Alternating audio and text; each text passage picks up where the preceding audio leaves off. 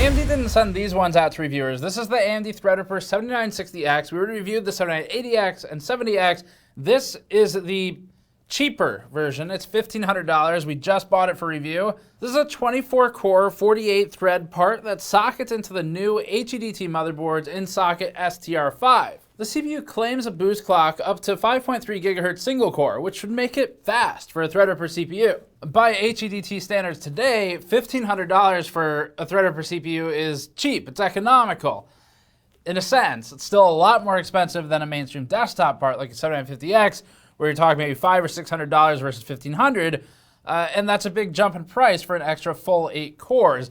But it's not just the core count that you're paying for. A lot of it is the I/O.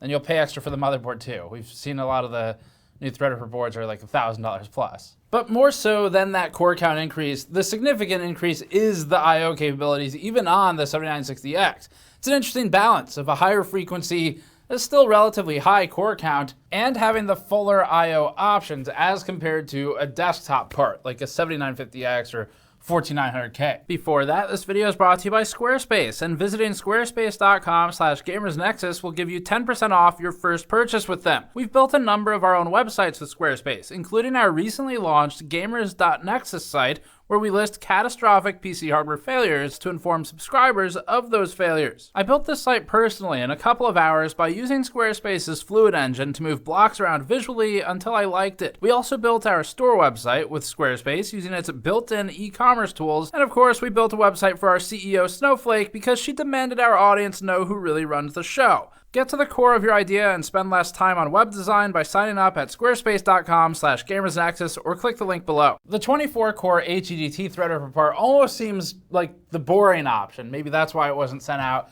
because in comparison to a 64-core or 32-core part, 24 just seems like almost too close to normal. But it's still a really potentially useful part because there are some cost reductions. Now, whether or not that's savings depends on if you're actually going to leverage the CPU. But for people like us, in the past, we've used the 24-core parts. For example, we had one in one of our old editing machines instead of the 32-core because for Premiere, it worked almost exactly as well, and it gave us all the I/O options we wanted for drives and network cards and things like that, expansion devices. And it was still a little bit cheaper and preserved the 32-core for the testing that we needed. And for a lot of people, probably you'll fall in a similar class. But it's still more expensive than we're used to. From older HEDT parts, the prices have all climbed. We talked about that in the 7980X review, where now the flagship version HEDT, the non-pro variant, is $5,000. The next step down is $2,500. But let's go over some specs. So the 7960X we bought, it's 24-core, 48-thread, as we've said. It has 1.5 megabytes of L1 cache, 24 megabytes of L2, and 128 megabytes of L3. The PPT max is still 350 watts, default anyway, which is alongside TDP, and it's fully unlocked for overclocking. CPU also has 4 memory channels, and for I/O options, the TRX50 HEDT platform offers a total of 92 PCIe lanes, or 88 usable. Maximally, 48 of those can be PCIe Gen 5. The platform also has options like ECC for memory. If you haven't been following the Threadripper news, basically these are targeted at sort of professional users. Maybe not quite in the area of pro. They've got the WRX90 platform for that, where a pro user might want the highest core count CPU like the 7995WX, which we overclocked, and it was a ton of fun working on. Not the intended use case though. Or might just prefer the extra memory channels. But for HEDT, you're still in that sort of enthusiast class, entering workstation territory. And that's what we're going to be looking at today. So for this, we'll be going into benchmarks for a Spec Workstation. We have all of our standard production benchmarks like Chromium Code Compile. We have some frequency tests at the end to validate the frequency claims. And then we'll also be looking at power consumption and efficiency. Since efficiency was such a big part of the 7980X review, we'll start with power consumption. In an all-core workload with Blender, the 7960X pulled 337 watts at the EPS 12-volt rails, which had it lower than the 7980X's 352 and the 7970X's 360. As an aside, though, we measured the 7960X at 360 watts in Cinebench R23, a different test, so it can still stretch up to that number, and it's still hitting the 350 watt PBT, but it's plus or minus a little bit depending on the workload. For reference, the 7950X mainstream CPU pulls 251 watts in the same work, with the 14900K providing some variety in the suffix lettering. We're moving from X's to K's. Which is worth more? Nobody knows. But that one's at 287 watts in this workload. Even though the power consumption is high in an absolute sense, for Threadripper, what the CPU does with that power is the important aspect, because it will definitely affect your cooler choice and your power supply choice, but the efficiency is what we want to look at. So let's do that. In an all-core, fully threaded workload that hits the CPU at 100%, the 7980X really impressed us here. It did phenomenally, with the best result on the chart other than the 7950X Eco Mode results previously, which aren't plotted here. The 12.9 watt-hour result was so impressive that we spent a few minutes explaining the per-core power consumption and looking at some additional voltage numbers in our original review that you'll probably find interesting, and that's linked below. The 70X was still good, but not as impressive as the 80. It runs at a less efficient part of the volt-frequency curve, and that extends to the 60X as well. The 7960X also did fine at 25.9 watt-hours, ranking it ahead of most of the mainstream CPUs. But the 5950X and the 7800X3D represent the mainstream with some extremely efficient chips. Intel has a lot of ground to gain here. This is where we're going to be watching them the most over the next couple of generations. Now we're going to move to Spec Workstation benchmarking. These are excellent benchmarking tools that help represent biomedical, financial industries and services, computational fluid dynamics, life sciences, things like heart and medical imaging. So a lot of these tests, we know how to run the tests, but we don't necessarily understand what they are representing because we're not doctors or medical researchers.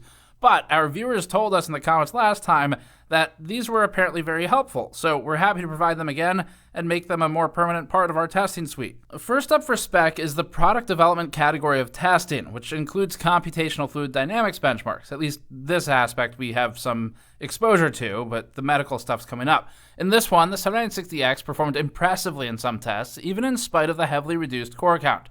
WPC CFD is based on OpenFOAM's combustion CFD solver, and the 7960X scored 13.65 points here.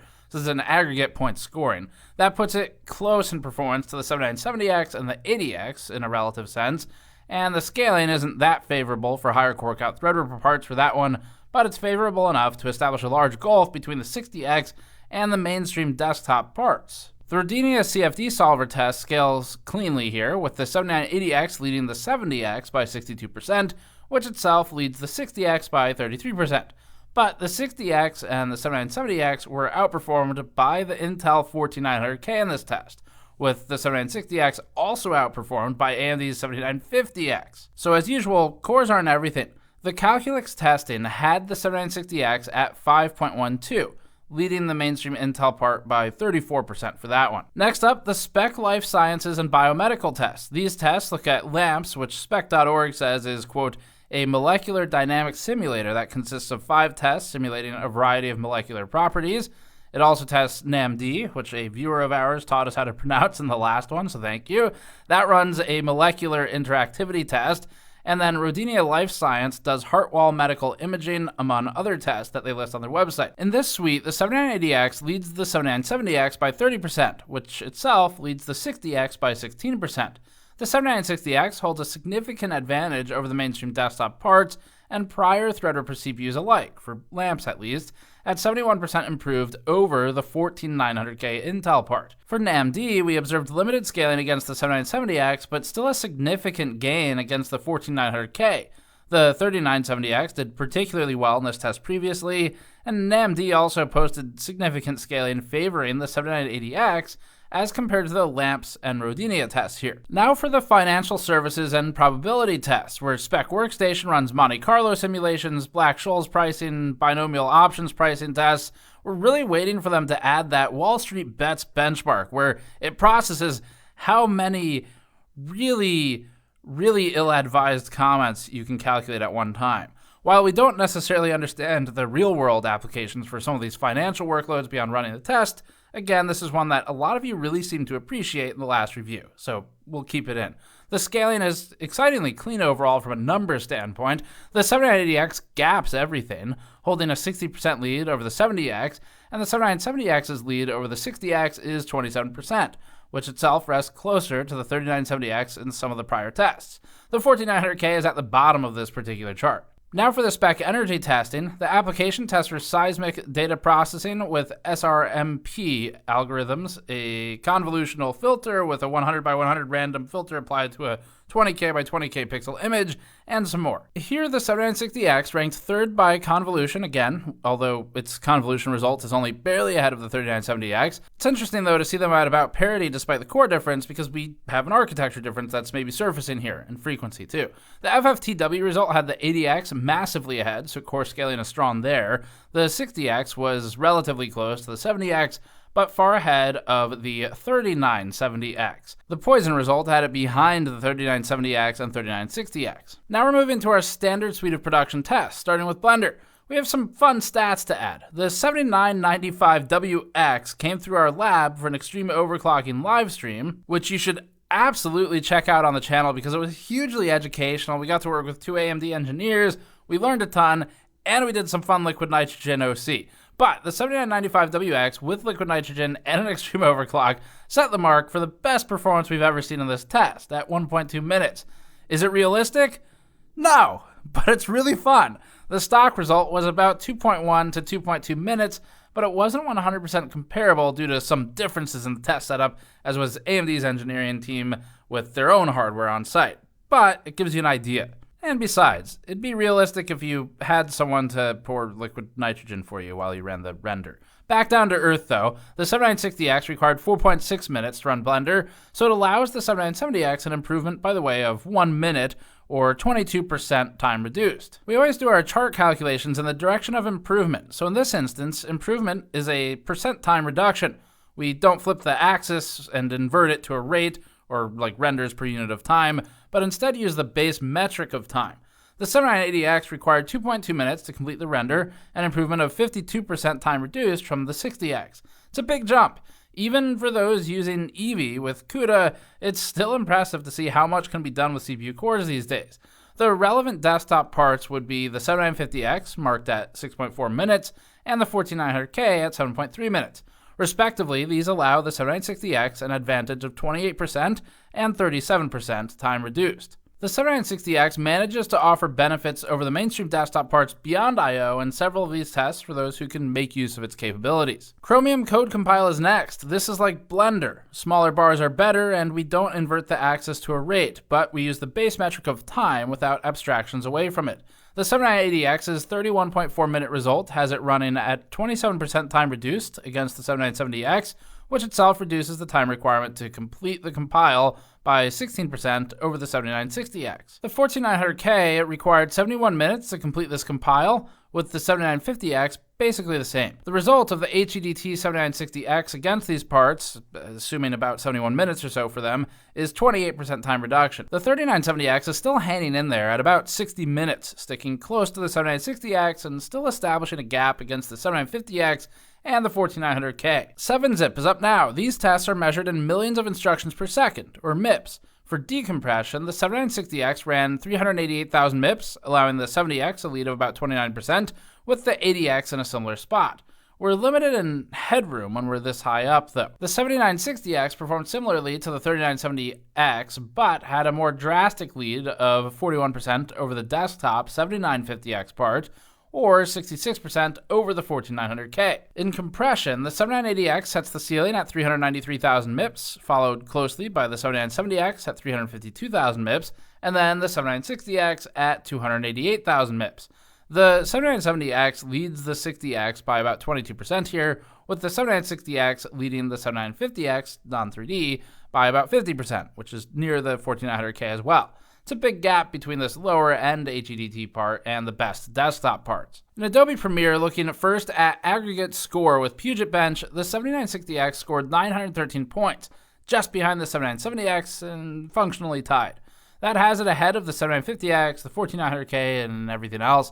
IGPs can help in some aspects of Premiere for Intel, but there's still value in brute force CPUs. Looking at the raw subscore for raw footage processing, the 7960X retains its second place rank here. The lead over the 14900K, the next CPU, is about 9%. So Threadripper does pretty well with raw footage processing, but the cost efficiency still rests with desktop parts. Looking at the intra-frame video score, the 7960X does exceptionally well here and ties with the 7970X. Again, the cost efficiency will still, in dramatic ways, be with the desktop parts for Premiere, but both CPUs establish a clear lead over the next CPUs at least, which themselves are led by the 7950X. Unfortunately, as we saw last time, Photoshop isn't really a great test case for Threadripper. It doesn't do particularly well in the comparative sense for it. It's not bad, but purely against alternatives, it's an expensive and vastly underutilized CPU, and it doesn't chart top. Photoshop just isn't threaded this way. The 7960X is ahead of the 7980X, it's behind the 7970X. This chart is led more by the mainstream CPUs like the 7700X or the 13900K. Now we're getting into the gaming benchmarks. As a quick reminder, gaming is not the intended use case for these. So when we run the gaming benchmarks, what we're really looking for is just, does it cause massive problems that makes the games unplayable? So rather than looking for peak performance, which as a reminder again, you shouldn't be buying these for maximum gaming performance. You're not going to get it. You'll get that somewhere else. But we just want to make sure it still works. Now, one interesting additional use case here is that with the sufficient core count, especially if you're willing to do some manual thread assignment or prioritization through, say, Process Lasso, Task Manager, any of the various options for that, you could have some cool use cases of, say, running your code compile or your Premiere render or whatever on half of the threads over here, and then allocating the other half to your game in the foreground. So there's some interesting places you could extrapolate to with this data there, but we're just gonna look at pure gaming and make sure it all works okay. In Cyberpunk Phantom Liberty at 1080p, the 7960X ran at 135 FPS average. That has it just between the 7980X and 7970X. The lows are timed almost exactly with other new Threadripper CPUs. If you're planning to use a 7960X CPU for work, at least so far, it doesn't appear that it would be a buggy mess for gaming, at least in scheduling, but that's going to change a lot depending on the game. At 1440p in Phantom Liberty, the 7960X's 135 FPS average keeps it again about tied with the other new Threadripper CPUs, and more than capable of at least running the game well, despite not being a top performer. In Stellaris, for CPU simulation time, the 7960X required 44 seconds to complete the simulation. That had it about tied with the 5600X. The 7980X and 7970X did better on a technicality, but ultimately these CPUs aren't able to leverage their cores in a meaningful way here. They're still acceptable performers if gaming is a secondary use case, but definitely not for a primary. In Baldur's Gate 3 at 1080p, the 7960X ran at 90 FPS average and again had good frame time pacing.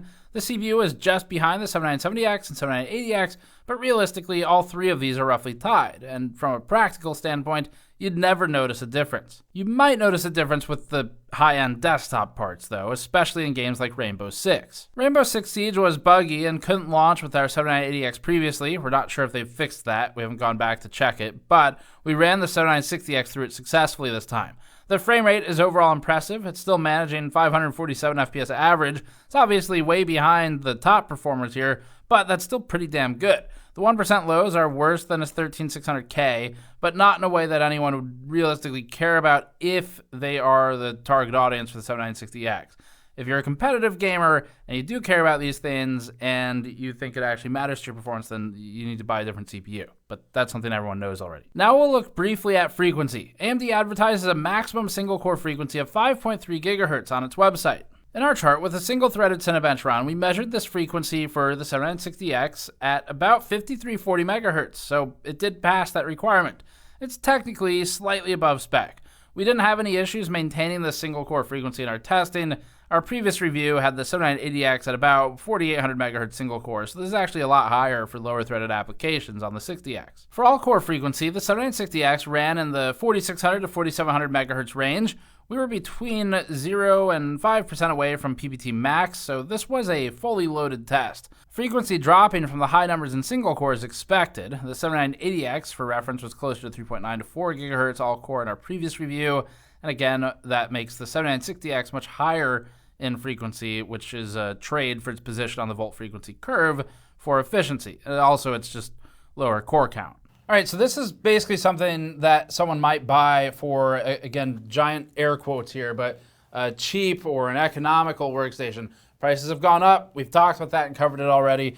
From a performance standpoint, in some of these applications we looked at today, we're still getting most of the performance of the 32-core part for a bit less money. So that's an upside. Now, in applications where it scales closer to linearly, then obviously that jump widens going up to 32 cores. But for someone who's maybe a Premiere user like we are, there's still a lot of advantages to QuickSync and IGPs and things like that.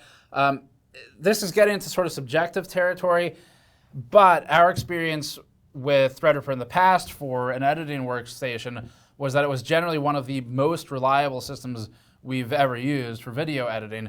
It had a limit, so we found it worked best at the time with the 3960X in terms of a balance of frequency and core count, things like that. But the subjective aspect is this. Anyone who uses Adobe Premiere knows how much of a nightmare it can be, where it's like almost day to day your experience changes. And so the subjectivity is we don't have a good way to measure sort of how it feels as a user. And there's things you could do, like you can try and benchmark the frame rate, the playback speed when scrubbing and things like that, but it's so wildly inconsistent, this is a software problem, not a CPU problem, that it's hard to put numbers to it. And so we've recently switched back to Intel mainstream desktop parts, the high end, to use the IGPs for QuickSync. But the problem with QuickSync for us is that it doesn't seem to consistently work. There's some problems with Windows Update, things like that, that'll break it every now and then. Whereas just going for raw core count up to a limit again, that seems to work better for us. So there's use cases for a 24 core, especially for people like us. But if you can get more scaling in the applications you use, like we showed with Spec Workstation stuff, then something like 32 core or 64, depending on what you're doing, might be worth considering carefully. So some instances where we saw uplift were in those financial services benchmarks from Spec Workstation, where it scales pretty cleanly. It's not perfect scaling, but you do get extra performance for the extra, the more expensive HEDT parts. And meanwhile, again, in Premiere, the 7980X, there's fixes being made to work with 64-core CPUs, but it's really not the best fit for how we test it anyway. And then in Photoshop, mainstream parts are still killing it there and are performing better. And as expected, if your primary use case is gaming, you should buy a different part. These are still fun to look at. The place these make more sense for gaming would be if you are planning to run heavily multi-threaded stuff sort of in the side ground, basically, where you don't need all the threads for it, and you can reserve some for gaming. It'll slow down the work if it's heavily parallel to pull some of those cores away, but that would be the main place that gaming steps in. It does play the games we tested without any major issues or game-breaking problems, though, but we haven't tested all the games. So that's it for this one. Thanks for watching. Go to the 7980X review for more detail. We looked at some of the interesting facts with voltages and per-core power consumption there. That includes the 7970X as well. And you can check out our live stream archive. Go to the channel and click on Live. It's in a separate tab on YouTube. And you can see two of AMD's engineers working with us to overclock the 7995WX and talk about some of the engineering aspects of the silicon. So that's it for this one. Thanks for watching as always. Subscribe for more. Go to store.gamersnexus.net to support us directly or patreon.com/gamersnexus, and we'll see you all next time.